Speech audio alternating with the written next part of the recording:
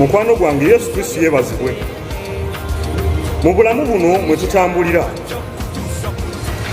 tufuna ebizibu era tusisinkana ebizibu ebyenjawulo, naye kino kimanye, oteekeddwa okubeera omugumiikiriza mu kizibu ekyo ky'obeera oyitamu. Ebizibu bye tufuna oba bye tusisinkana tukoleramu ensobi nnyingi oba nga togumiikiriza.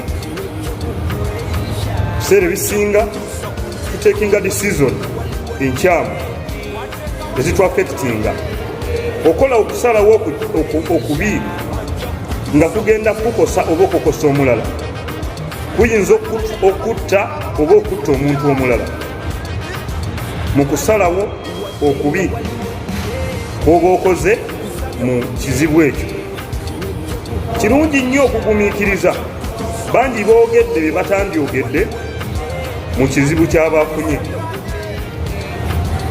bangi bakoze bye batandikoze olw'ekizibu ekyo. Nga kizibu kibadde kitono, oluusi kigenda kumalawo miliyoni emu, n'amaliriza nga kitutte bulamu oba nga kimazeewo miliyoni nga 20.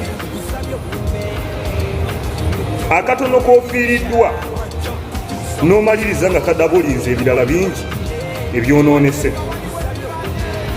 Mu Bayibuli ekitabo kya Yakobo essuula esooka olunyolo 12 wagamba nti alina omukisa omuntu agumiikiriza mu kukemebwa, aliweebwa engule ey'obulamu mu Mukama waffe Yesu Kristo gye yasuubiza bamwagala.